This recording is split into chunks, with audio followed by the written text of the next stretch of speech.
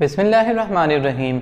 आज हम सर्किल के बारे में पढ़ते हैं, लेकिन इनकी तमाम डेफिनेशंस को डिटेल से पढ़ने से पहले या एक्सरसाइज 13.1 स्टार्ट करने से पहले हम इसे बहुत आसान तरीके से समझने की कोशिश करते हैं। ये डायग्राम आपके सामने मौजूद है, आप देख सकते हैं कि ये राउंड शेप सर्किल कहलाती है। अगर इसकी हम प्रॉपर डेफिनेशन देखेंगे तो हम कहेंगे कि सेट ऑफ पॉइंट्स, ये देखें बहुत सारे पॉइंट्स हैं, set of points equi distance from a fix point is called circle. फिर हम कहते हैं कि ये जो फिक्स पॉइंट है सर्कल का, ये सेंटर ऑफ द सर्कल कहलाएगा। फिर अगर हम सेंटर ऑफ द सर्किल को कंसीडर करें और यहाँ से लेके इधर तक एक लाइन ड्रॉ करें जिसको हम सरकमफेरेंस कहते हैं, ये लाइन कहलाएगी रेडियस। ये इसकी आउटर लाइन, इसे सरकमफेरेंस कहा जाता है। Circumference perimeter of the circle भी कहला सकता है। पेरीमीटर का मतलब होता है sum of all sides of any shape. किसी भी प्लेन शेप की तमाम साइड्स को जब हम ऐड करते हैं तो उसको हम पेरीमीटर कहते हैं। हम मिसाल लेते हैं कि अगर एक स्क्वायर है, उसकी हर साइड 4 सेंटीमीटर की है, तो जब हम उसकी 4 साइड्स को ऐड करेंगे तो आंसर आएगा 16 सेंटीमीटर, जो कि उसका पेरीमीटर कहलाएगा। तो ये सरकमफेरेंस कहलाता है इसकी आउटर लाइन। सरकमफेरेंस का एक पोर्शन कहलाता है आर्क, जो कि मैंने ग्रीन से हाईलाइट कर दिया। अगर हम एक ऐसा लाइन सेगमेंट लें जो कि सेंटर से गुजरता हुआ जा रहा है सर्किल के, उसे हम कहेंगे डायामीटर। अब हम डायामीटर और रेडियस के रिलेशनशिप को भी समझ लेते हैं। डायामीटर को d से रिप्रेजेंट किया जाता है, रेडियस को r से रिप्रेजेंट किया जाता है। हम ये देख रहे हैं कि अगर रेडियस को डबल कर दिया जाए तो डायामीटर बन जाएगा और डायामीटर को हाफ कर दें तो रेडियस बनेगा। कैसे? आप देखें, यहाँ से लेके यहाँ तक ये रेडियस है और यहाँ से यहाँ तक भी रेडियस है, यानी ये एक रेडियस हुआ, ये दूसरा रेडियस है। 2 रेडियस कहलाएंगे रेडियाई। अब डबल जब हो जाएगा, 2 radii will make a diameter and when we divided by 2 we get a radius. आप देखें, हमने यहाँ लिख लिया, रेडियस जो है वो डायमीटर को 2 से डिवाइड कर सकते हैं और आंसर आ जाएगा रेडियस का, या रेडियस को जब हम डबल करेंगे तो डायमीटर बन जाएगा। फिर हम देखते हैं कि एक ऐसा लाइन सेगमेंट जो सेंटर के 2 पॉइंट्स को सरकमफेरेंस पे टच कर रहा है, उस लाइन सेगमेंट को हम कहते हैं कॉर्ड। और अगर एक ऐसी लाइन जो सरकमफेरेंस के 2 पॉइंट्स को टच कर रही है लेकिन लाइन है तो वो जाहिर है एक्सटेंड भी होगी, तो उसे हम कहते हैं सीकेंट। कॉर्ड और सीकेंट में फ़र्क ये है कि कॉर्ड एक लाइन सेगमेंट है, यानी जिसके 2 एंड पॉइंट्स मौजूद हैं। सीकेंट एक लाइन है जिसका कोई एंड पॉइंट मौजूद नहीं है, इसलिए दोनों तरफ एरो बने हुए हैं। और अगर एक ऐसी लाइन जो सर्किल के सिर्फ एक ही पॉइंट को टच करे और वहां से पास हो जाए, उसे कहते हैं टेंजेंट। फिर हम देखते हैं कि माइनर सेगमेंट और मेजर सेगमेंट क्या है। माइनर सेगमेंट का मतलब, अगर हम इस कॉर्ड को कंसीडर करें और इसके नीचे वाले इस पूरे पोर्शन को सर्किल के कंसीडर किया जाए तो ये कहलाएगा माइनर सेगमेंट, और इस कॉर्ड से ऊपर सर्किल का पूरा पोर्शन कंसीडर किया जाएगा मेजर सेगमेंट। आखिर में हम देखते हैं कि अगर सर्किल को हाफ कर दिया जाए तो हाफ सर्किल कहलाता है सेमी सर्किल। तो यहाँ तक हमने तमाम चीज़ों को डिटेल से समझ लिया, आसान अल्फाज में समझा। इसके बाद हम एक्सरसाइज 13.1 स्टार्ट करेंगे और तमाम डेफिनेशंस को समझेंगे दोबारा से। Now let's see all of the definitions of this chapter one by one. सबसे पहले हम डेफिनेशन देखेंगे सर्कल की। सर्कल क्या है? अब set of points in a plane which is equidistance. Equidistance का मतलब है कि बराबर डिस्टेंस होगा, चाहे आप किसी भी पॉइंट को लेंगे उसका और सेंटर का जब आप डिस्टेंस लेंगे तो वो बराबर होगा। From a fix point of the plane is called circle, यानी हम कहेंगे कि सर्कल एक ऐसी शेप है जो कि फिक्स पॉइंट से इक्वी डिस्टेंस पे बहुत सारे पॉइंट्स मौजूद हैं, उनको ज्वाइन करते हैं और एक कर्व बनता है, उसे हम सर्कल कहते हैं। फिर नेक्स्ट डेफिनेशन क्या है? Centre of a circle. Centre of a circle से मुराद है ये fix point centre of the circle कहलाएगा। इसे हम क्या कहेंगे? The fix point is called the centre of the circle. फिर उसके बाद है circumference of a circle. Circumference हम कहते हैं इस आउटर लाइन को, इसे कहा जाता है सरकमफेरेंस। हम क्या कहेंगे, The length of the curve joining all points of a circle is called circumference of the circle। यहाँ मैंने आपके सामने फॉर्मूला भी लिख दिया। ये ऑब्जेक्टिव में आपसे पूछा जा सकता है कि सरकमफेरेंस का फॉर्मूला क्या है। सरकमफेरेंस का फॉर्मूला है 2 पाई r। r से मतलब है रेडियस, जो अभी हम समझेंगे कि रेडियस किसे कहते हैं। ये पाई कहलाता है। पाई एक कांस्टेंट वैल्यू है जो कि 22/7 है। फिर इसके बाद 2 एक नंबर है, कांस्टेंट नंबर है, तो हम कहेंगे कि सरकमफेरेंस का ये फॉर्मूला है। फिर इसके बाद एक और फॉर्मूला भी मैंने आपके लिए लिख दिया जो कि एरिया ऑफ द सर्कल है। एरिया से मतलब ये है, सरकमफेरेंस का मतलब है कि ये आउटर लाइन, लेकिन ये अंदर जितना भी पोर्शन मौजूद है सर्कल का, ये कहलाएगा area of the circle. Area of the circle का फॉर्मूला है पाई r स्क्वायर। फिर हम डिस्कस करते हैं रेडियस को। रेडियस क्या है, एक लाइन सेगमेंट है जो सेंटर ऑफ द सर्कल को ज्वाइन करती है सरकमफेरेंस के किसी भी पॉइंट के साथ। तो हम देख रहे हैं कि अ line segment which join centre of the circle and any point of the circumference is called radius. It is denoted by r, और r का फॉर्मूला है d/2। ये सिर्फ वाहिद फॉर्मूला नहीं है जिससे हम रेडियस फाइंड कर सकते हैं। इसके अलावा अगर आप इस फॉर्मूले पे गौर कीजिए तो यहाँ से भी आपको एक फॉर्मूला मिलेगा। अगर आप इन दोनों को सेकंड साइड पे ले जाएं तो ये डिवाइड करेगा। r किसके बराबर है, सरकमफेरेंस डिवाइडेड बाय 2 पाई, ये रेडियस के बराबर होगा। फिर हम देखेंगे कि r स्क्वायर है तो हम पाई वहाँ ले जाके डिवाइड करेंगे, एरिया अपॉन पाई आएगा। स्क्वायर ख़त्म करने के लिए रूट लगा देंगे, तो यहाँ पे हमें एक फॉर्मूला मिल सकता है r is equal to √a upon pi. ये फॉर्मूला भी हम रेडियस के लिए इस्तेमाल कर सकते हैं। फिर हम देखते हैं नेक्स्ट डेफिनेशन। नेक्स्ट डेफिनेशन है कॉर्ड।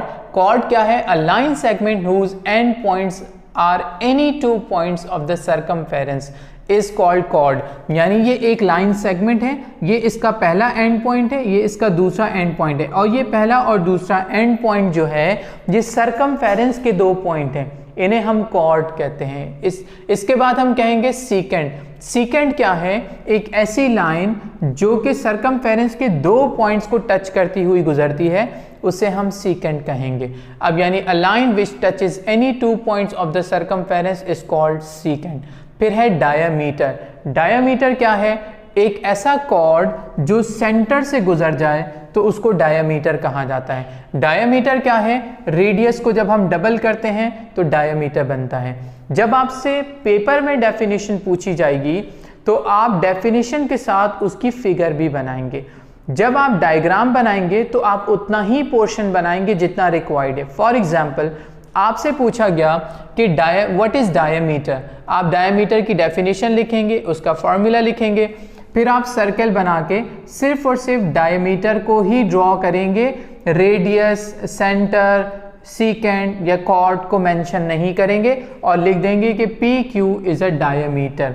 बस आप इस तरीके से लिखेंगे। फॉर एग्जांपल आपसे पूछा जाए कि व्हाट इज सीकेंट, तो फिर आप सीकेंट की पूरी डेफिनेशन लिखने के बाद सर्कल बनाएंगे और सिर्फ सीकेंट ड्रॉ करेंगे और लिखेंगे कि LM। आप देखिए ये लाइन है तो लाइन के लिए दोनों तरफ एरो लगाना जरूरी है, लिखेंगे कि LM इज अ सीकेंट। तो आप डेफिनेशन के मुताबिक डायग्राम बनाएंगे, जो आपसे डिमांड किया जा रहा है सिर्फ उतना ही डायग्राम में आप मेंशन करेंगे। वैसे ये एक्सरसाइज ऑब्जेक्टिव्स के लिए ज़्यादा इंपॉर्टेंट है और आपको मालूम है कि आपका हाफ पेपर ऑब्जेक्टिव पे कंसिस्ट करेगा, तो ये इस लिहाज से एक इम्पॉर्टेंट एक्सरसाइज है। अब इसके बाद मज़ीद डेफिनेशंस भी हम स्टडी करेंगे और देखते हैं मज़ीद डेफिनेशंस को। And here are more definitions, let's study one by one. पहले हम डेफिनेशन को देखेंगे, क्या है इंटीरियर ऑफ अ सर्कल और दूसरी है एक्सटीरियर ऑफ अ सर्कल। इसे हम इसकी कॉमन लैंग्वेज में ही समझने की कोशिश करेंगे। इंटीरियर का मतलब है अंदर और एक्सटीरियर का मतलब है बाहर। अगर मैं इस पॉइंट P को ले लूँ या OP को लूँ, ये एक लाइन सेगमेंट है जो कि सेंटर के अंदर मौजूद है, इसे इंटीरियर ऑफ द सर्कल कहा जाएगा। और दूसरा OQ एक लाइन सेगमेंट है और ये जो है एक्सटीरियर है क्योंकि ये हमारे रेडियस की अप्रोच से भी बाहर जा रहा है, ये सरकमफेरेंस से बाहर जा रहा है। इसे अगर हम डेफिनेशन के हिसाब से समझना चाहें तो कैसे समझेंगे? डेफिनेशन के हिसाब से पहली बात ये याद रखिएगा कि line segment set of points होता है, बहुत सारे पॉइंट्स मिलके भी लाइन सेगमेंट बनाते हैं, इसलिए हमने वर्ड यूज़ किया set of points whose distance from the center of the circle।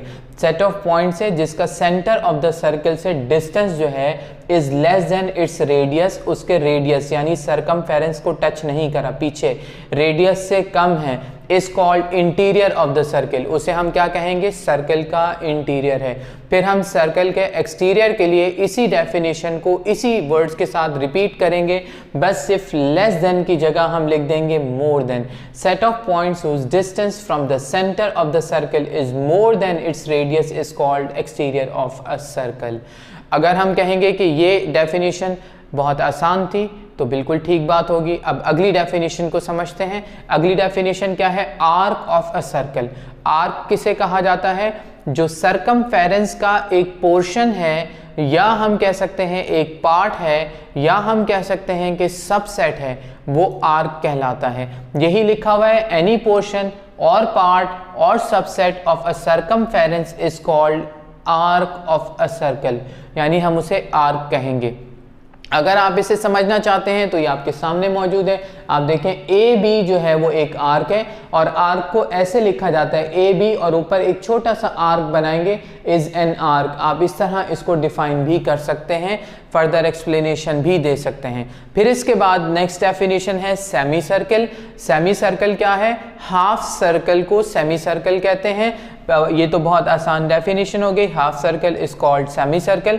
लेकिन दूसरा हम ये भी कह सकते हैं कि जब एक सर्कल डायमीटर से कट होता है तो डायमीटर के दोनों तरफ बनने वाले सेमी सर्कल्स कहलाते हैं। जैसे the portion of a circle intercepted bye a diameter is called semi circle. अगर हम यहाँ देखेंगे ये एक डायमीटर है, इस डायमीटर को मैंने कोई नाम नहीं दिया, लेकिन ये नीचे पोर्शन भी सेमी सर्कल है और ऊपर का पोर्शन भी सेमी सर्कल ही कहलाएगा। फिर हम डिस्कस करते हैं माइनर आर्क को। माइनर आर्क और मेजर आर्क दो टर्म्स हैं जो अब हम समझेंगे।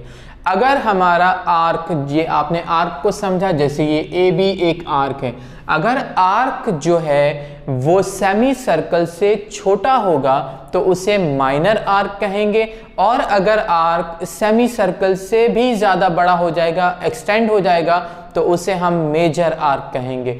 जैसे माइनर आर्क क्या है? An arc which is less than a semi circle is called a minor arc, और A B is a minor arc. इसी को आप देख सकते हैं कि ए बी क्या है? एक माइनर आर्क है। फिर इसके बाद अगर हम इसी डायग्राम को देखें और एक हम पॉइंट यहाँ लगा दें और इस पॉइंट का नाम हम रखें सी, और अब हम क्या कहें? ए बी सी, ये पूरा रोटेट होकर आ रहा है, तो आप देखें कि सेमी सर्कल से ज़्यादा बड़ा हो गया, तो ये क्या कहलाएगा? मेजर आर्क कहलाएगा। आप इसे डायरेक्ट ए सी भी कह सकते हैं और ए बी सी भी कह सकते हैं। An arc which is more than a semi circle is called a major arc. A B C और A C is a major arc, ये डिफाइन हो गया। कॉन्ग्रेंट सर्कल्स, कॉन्ग्रेंट किसे कहते हैं? बराबर को।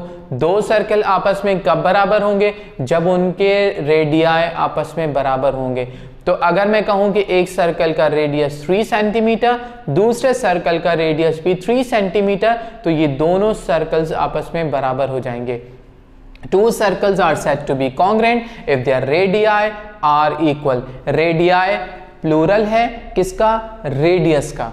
फिर इसके बाद दिया हुआ है central angle of an arc. Central angle को समझने, डेफिनेशन को देखने से पहले आप डायग्राम पे फोकस कीजिएगा और समझिएगा कि किसे कहते हैं। यहाँ आपके सामने एक सर्कल मौजूद है, आपको इसका सरकमफेरेंस दे सकते हैं। इसमें दो ये बने हुए रे कहते हैं इसे, और रे से बनने वाला ये एंगल थीटा है। और अगर आप बाहर देखेंगे तो बाहर भी एक एंगल बन रहा है जो एंगल एक्स है। अब अगर मैं कहूं कि ए और बी ये एक आर्क है, ये माइनर आर्क है, और माइनर आर्क का जो सेंट्रल एंगल है उसे हम क्या कहेंगे? थीटा। और अगर मैं कहूं ए बी सी, यहां तक आ गया, ये इस मेजर आर्क है, और मेजर आर्क का जो सेंट्रल एंगल है वो है एक्स। अब हम इसे डिफाइन भी कर लेते हैं। डिफाइन करने के हिसाब से देखेंगे, two angles subtended by an arc at the centre of the circle is called central angle. यानी the angle subtended by an arc, यानी जो आर्क के अंदर मौजूद है, आप देख सकते हैं आर्क से बनने वाला एक एंगल है और वो सेंटर ऑफ द सर्कल पे जो है वो लाई कर रहा है, यानी ये बिल्कुल सेंटर से स्टार्ट हो रहा है एंगल, तो इसे हम क्या कहेंगे, central angle of an arc कहा जाएगा। अब यहाँ देखें थीटा जो है वो किसका सेंट्रल एंगल है, ए बी आर्क, ये ए बी आर्क है, इसका सेंट्रल एंगल क्या है, थीटा। फिर ए बी सी ये मेजर आर्क है और इसका सेंट्रल एंगल क्या कहलाएगा, एक्स कहलाएगा। यहां तक हमने इन डेफिनेशंस को समझा। अब इसके बाद हम मजीद डेफिनेशंस भी समझते हैं। अब हम डिस्कस करते हैं कॉन्ग्रेंट आर्क को। आप जानते हैं कि कॉन्ग्रेंट किसे कहा जाता है, बराबर को कहा जाता है। आर्क्स यानी आप जानते हैं एक आर्क क्या होता है, सरकमफेरेंस का पार्ट, पोर्शन या सबसेट जो है वो आर्क कहलाता है। तो कॉन्ग्रेंट आर्क्स का मतलब ये है कि दो आर्क्स जो आपस में बराबर हैं, लेकिन हम इन्हें डेफिनेशन के हिसाब से भी देख लेते हैं और दो पॉइंट्स हैं उनको भी डिस्कस कर लेते हैं। क्या बताया जा रहा है, टू आर्क्स आर कॉन्ग्रेंट, दो आर्क्स आपस में बराबर होंगे इफ, अगर क्या होगा, which lie on the same circle. ये याद रखें कि वो दोनों सेम सर्कल पे मौजूद होने चाहिए या कॉन्ग्रेंट सर्कल्स पे होने चाहिए जिनका डायामीटर या रेडियस आपस में बराबर होना चाहिए। अगर दो सर्कल्स का रेडियाई बराबर होगा तो कॉन्ग्रेंट सर्कल्स हो जाएंगे, फिर उनका जो सरकमफेरेंस है उस पे बनने वाले आर्क जो हैं वो अगर इक्वल होंगे तो हम उन्हें कहेंगे कि कॉन्ग्रेंट आर्क्स हैं वो। और इसके अलावा क्या है, their central angles are congruent, उनका जो सेंट्रल एंगल जो अभी हम थोड़ी देर पहले डेफिनेशन पढ़ चुके हैं उसके मुताबिक अगर उनका सेंट्रल एंगल भी बराबर है और वो सेम सर्कल के ऊपर मौजूद हैं या दो डिफरेंट सर्कल्स पे मौजूद हैं लेकिन वो सर्कल्स आपस में कॉन्ग्रेंट हैं, ऐसी कंडीशन में हम उन्हें कॉमन आर्क्स कहेंगे। अगली डेफिनेशन देखते हैं, inscribed angle of an arc. Inscribed angle of an arc से मुराद क्या है, आप सबसे पहले यहाँ देखिएगा, डायग्राम्स को समझ लें, क्योंकि जब आप डायग्राम के थ्रू किसी चीज़ को समझ लेते हैं वो आपके जहन में बैठ जाती है तो उसकी वर्डिंग को समझना और याद करना आपके लिए आसान हो जाता है। हमने जब सेंट्रल एंगल को पढ़ा था तो आपने देखा था कि वो सेंटर से स्टार्ट होने वाला एंगल था, लेकिन यहाँ आप देख सकते हैं कि सेंटर इधर मौजूद है जबकि ये किसी भी सरकमफेरेंस के पॉइंट से स्टार्ट होने वाला एंगल है, ये इंस्क्राइब्ड एंगल कहलाता है। इसमें मैंने डिफरेंशिएट करने के लिए आपको बता दिया कि ये इंस्क्राइब्ड एंगल जो है वो पी क्यू आर को कंप्लीटली कवर कर रहा है, तो हम कहेंगे कि ये पी क्यू आर का कंप्लीट, ये जो एंगल पी क्यू आर है ये पी आर का इंस्क्राइब्ड एंगल है। इसी तरीके से आप देखें कि ये बी सी, लेकिन ये यहाँ पे स्टॉप हो गया, ये ग्रीन जो है ये आर्क के लिए मैंने हाईलाइट किया है। तो आप देखें पॉइंट ए कहाँ मौजूद है, यहाँ मौजूद है, बी कहाँ मौजूद है, यहाँ मौजूद है, लेकिन इसके बावजूद भी कि ये इसको कंप्लीटली कवर नहीं कर रहा, हम इसे इंस्क्राइब्ड एंगल ही कहेंगे। अब हम डेफिनेशन के हिसाब से देखते हैं कि ये हमें क्या बता रहे हैं। बताया गया है कि an angle is said to be inscribed if of an arc, angle को inscribed angle of an arc कहा जाएगा इफ, अगर क्या है, the arms of the angle pass through the end points of an arc, यानी end point से उसके pass through हो रही हैं, यानी गुजर रही हैं। आप देखें ये एंड पॉइंट है और ये इसका एंड पॉइंट है, ये इससे पास हो रही है और ये बीच में ये इसको टच कर रहा है, ये इसका पॉइंट है, यहाँ पे इसको ये टच कर रहा है, ठीक है। आर्म्स का जो कहाँ से एंड पॉइंट है, ये आर्म्स का एंड पॉइंट इससे पास हो रहा है। The vertex of the angle, vertex किसको कहा जाता है, ये जो एंड पॉइंट है इसी को वर्टेक्स भी कहा जाता है, जहां दो आर्म्स किसी एंगल की टच करती हैं एक दूसरे को, उस पॉइंट को वर्टेक्स कहा जाता है। तो क्या कहा है, the vertex of the angle is any point of the arc, यानी जो इसका वर्टेक्स है वो कोई भी एक पॉइंट है आर्क का, ये जो आर्क है इसका कोई भी पॉइंट है एक्सेप्ट द एंड पॉइंट, यानी इसके एंड पॉइंट के अलावा कोई पॉइंट है, ये इसका एंड पॉइंट है और ये इसका एंड पॉइंट है, इसके अलावा कोई पॉइंट है, देखें ये इसका एंड पॉइंट है, ये एंड पॉइंट है, इसके अलावा कोई पॉइंट मौजूद है। तो यानी आर्क जो है उसके बीच में कोई पॉइंट मौजूद होना चाहिए। तो हमने क्या देखा कि इंस्क्राइब्ड एंगल क्या है, इंस्क्राइब्ड एंगल जो है किसी आर्क पे बनने वाला एक एंगल है उसमें दोनों कंडीशंस आ सकती हैं कि वो उस आर्क के एंड पॉइंट्स को टच कर रहा हो या उसके एंड पॉइंट्स को टच नहीं कर रहा हो, लेकिन उसका जो वर्टेक्स है, ये वाला पॉइंट जो वर्टेक्स है वो किसी भी एक जगह पे मौजूद है एंड पॉइंट के अलावा, इन पॉइंट्स के अलावा बीच में वो कहीं भी मौजूद है, ये कहलाएगा इंस्क्राइब्ड एंगल। अगर मैं इसे देखूं तो मैं क्या कहूंगा, एंगल का नाम देंगे एंगल ए सी बी। मैं कहूंगा कि angle A C B is an inscribed angle of, इस आर्क का नाम क्या है, इस आर्क का नाम हम कह सकते हैं ए बी। ये जो आर्क है इस ए बी का जो है ये इंस्क्राइब्ड एंगल है। इसी तरह हम क्या कहेंगे, पी आर जो है, पी क्यू आर या सिर्फ पी आर भी आप कह सकते हैं, ये एक आर्क है और इसका इंस्क्राइब्ड एंगल क्या है, एंगल पी क्यू आर। ये मैंने वर्ड्स में भी लिखा आपके लिए ताकि आपको हमेशा याद रहे। यहाँ ये मैं लिख चुका हूँ कि एडजेसेंट फिगर्स में जो है इंस्क्राइब्ड एंगल कौन से हैं और उनकी आर्क कौन सी है। आप ये देखेंगे कि ये एंगल का साइन है और इसके अलावा ये जो ऊपर कर्व सा बन जाता है ये आर्क के लिए है। तो इसका मतलब ये कि एंगल ए बी सी जो है इंस्क्राइब्ड एंगल है आर्क ए बी का, और एंगल पी क्यू आर जो है वो इंस्क्राइब्ड एंगल है पी आर का।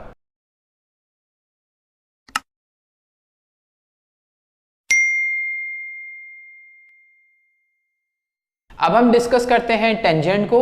टेंजेंट को डिस्कस करने से पहले हम इस फिगर को समझ लेते हैं। इस फिगर को देखिएगा कि ये एक लाइन है और लाइन का नाम क्या है, एम। आपको मालूम है, मैं रिपीट करवा देता हूं, चैप्टर 11 में भी हम पढ़ चुके थे कि लाइन को कैसे नाम दिया जाता है। अगर आप इस पूरी लाइन को एक स्मॉल लेटर से नाम देना चाहें तो आप कह सकते हैं लाइन एम। आपने इसका नाम लाइन एम दिया। इसके अलावा हम इसे एक और तरीके से भी नाम दे सकते हैं। अगर फॉर एग्जांपल मैं इसके 2 पॉइंट ले लूं, ये है ए और ये है बी, तो मैं क्या कहूँगा, ए बी, और इसके ऊपर ऐसे एरो बना दूंगा जिसका मतलब है कि ये एक लाइन है। इसे मैं बी ए बी कह सकता हूँ और इसके ऊपर ये एरो बनाऊंगा। ये वो पॉइंट था जो हम चैप्टर 11 में डिस्कस कर चुके हैं, लेकिन ये मैंने आपको री एक्सप्लेन कर दिया कि किसी भी लाइन को नाम कैसे दिया जाता है। तो आप देखें कि एक लाइन है and this line is touching only 1 point on this circle, और ये जो सर्कल पे है एक ही पॉइंट पे टच कर रहा है, पी पॉइंट पे टच कर रहा है। अगर ये 2 पॉइंट से टच करता हुआ गुजर जाए, ये लाइन 2 पॉइंट से टच करती हुई गुजरे, तो आपने अभी थोड़ी देर पहले डेफिनेशन में पढ़ा तो उसे सीकेंट कहा जाता है। लेकिन हम देखेंगे कि क्योंकि ये सिर्फ एक ही लाइन को टच कर रही है, कोई भी वो पॉइंट हो सकता है सरकमफेरेंस का, जब वो एक पॉइंट को लाइन टच करती हुई गुजरेगी तो उसे टेंजेंट कहा जाएगा, और इस पॉइंट को पॉइंट ऑफ टेंजेंसी कहेंगे। When a line intersects a circle in only one point is known as tangent। ये टेंजेंट है। अब हम टेंजेंट की टाइप्स भी पढ़ेंगे। टेंजेंट की पहली टाइप है कॉमन टेंजेंट। कॉमन टेंजेंट आप बहुत आसानी से समझ सकते हैं। ये पहला सर्कल है, ये दूसरा सर्कल है। पहले सर्कल का मिड पॉइंट O1 है, दूसरे सर्कल का मिड पॉइंट O2 है। इसमें एक कॉमन टेंजेंट मौजूद है, यानी आप देख सकते हैं कि एक ही टेंजेंट दोनों सर्कल के एक ही पॉइंट को टच कर रहा है, तो इसे कॉमन टेंजेंट कहेंगे। आसान डेफिनेशन है, when a tangent passes through one common point of 2 circles is called a common tangent. अभी हमने कॉमन टेंजेंट तक डिस्कस किया। कॉमन टेंजेंट तक डिस्कस करने के बाद टेंजेंट की मजीद 2 टाइप्स और हैं जिनको हमने डिस्कस करना है, और अब हम उन्हें भी डिस्कस करते हैं। अब हम देखते हैं कि कॉमन इंटरनल और एक्सटर्नल टेंजेंट्स क्या हैं। So I have drawn 2 figures in front of you. आप ये देख सकते हैं, इनमें आपको क्लियरली समझ आ रहा है कि इंटरनल कॉमन टेंजेंट क्या है और एक्सटर्नल कॉमन टेंजेंट क्या है। एक एक करके उसको थोड़ा सा समझने की कोशिश करते हैं। ध्यान से देखिएगा क्या है। अगर मैं कहूँ कि 2 सर्कल्स ऐसे हैं जो एक दूसरे को इंटरसेक्ट नहीं करे, इफ़ 2 सर्कल्स नॉन इंटरसेक्टिंग, यानी एक दूसरे को कहीं इंटरसेक्ट नहीं करे, ये बिल्कुल अलग अलग मौजूद हैं, तो इनमें हमें इंटरनल कॉमन टेंजेंट्स भी मिलेंगे और एक्सटर्नल कॉमन टेंजेंट भी मिलेंगे। तो हम देखते हैं कि इंटरनल कॉमन टेंजेंट और एक्सटर्नल कॉमन टेंजेंट से क्या मुराद है। यहाँ आप देखें, ये कॉमन टेंजेंट है और ये कॉमन टेंजेंट है, ये है इंटरनल कॉमन टेंजेंट, और इसका नाम है L और इसका नाम है M। आप देख सकते हैं कि ये कॉमन टेंजेंट्स बने, और इसके बाद S जो कि एक्सटर्नल और N ये भी एक्सटर्नल है, ये क्या कहलाएगा, ये एक्सटर्नल कॉमन टेंजेंट्स कहलाएंगे। तो जब दो सर्कल्स बिल्कुल अलग अलग हो, कहीं एक दूसरे को इंटरसेक्ट ना करें, तो उनमें दोनों किस्म के टेंजेंट्स बनते हैं। लेकिन अगर कंडीशन ऐसी हो कि दो सर्कल्स कहीं ना कहीं एक दूसरे को इंटरसेक्ट करें, तो इसमें सिर्फ और सिर्फ हम कहेंगे कि एक्सटर्नल कॉमन टेंजेंट्स बनेंगे, इंटरनल कॉमन टेंजेंट यहाँ नहीं बन सकते। अब हम नेक्स्ट चीज समझते हैं। नेक्स्ट टॉपिक क्या है? Sector of a circle. Sector किसे कहा जाता है? जब एक रेडियस और दूसरा रेडियस आपस में ज्वाइन हो रहे होते हैं और इनके दरमियान बनने वाला जो सेक्टर है, इसे हम सेक्टर ऑफ द सर्कल कहते हैं। ये जो ग्रीन एरिया है, ये सेक्टर ऑफ द सर्कल कहेगा। The portion of a circular reason, एक सर्कुलर रीजन यानी एक सर्कल दिया जा रहा है, बाउंडेड बाय एन आर्क। आप देख सकते हैं कि ये आर्क है, यहाँ से लेके यहाँ तक पी क्यू जो है एक आर्क है, इससे बाउंड हुआ है। एंड टू रेडाइल सेगमेंट, और दो रेडाइल सेगमेंट्स हैं, OP और OQ, दो रेडाइल सेगमेंट्स हैं। इनके दरमियान में आने वाला जो एरिया है, जो पोर्शन है, जो रीजन है, उसको हम कहते हैं सेक्टर ऑफ द सर्कल।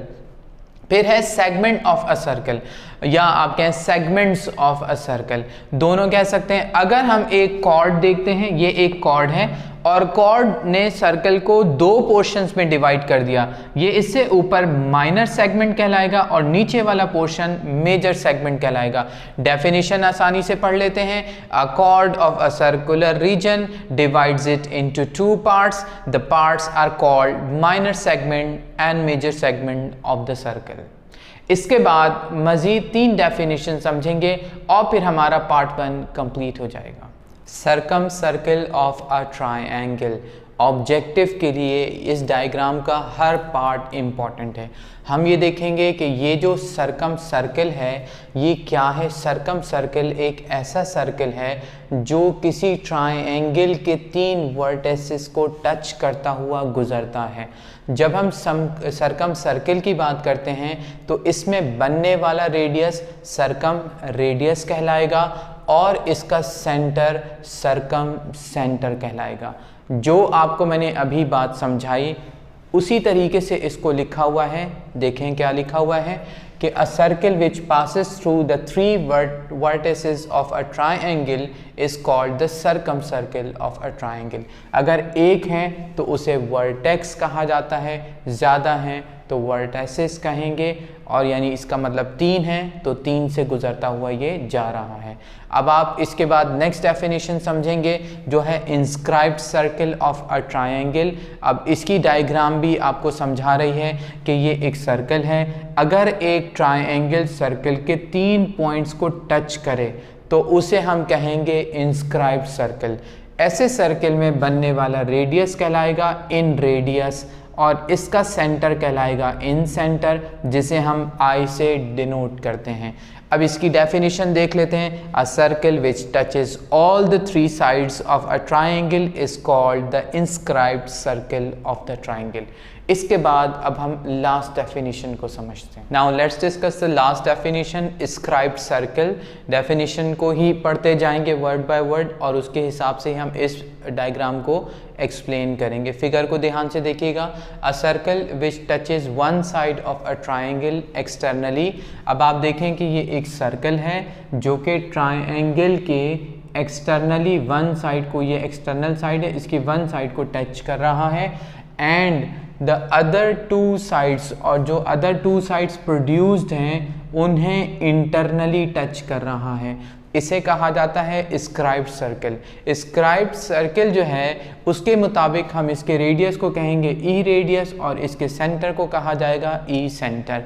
यहाँ तक आके 13.1 का क्वेश्चन 1 कंप्लीट हो चुका है और हम इस वीडियो के पार्ट 1 को भी कंप्लीट करते हैं।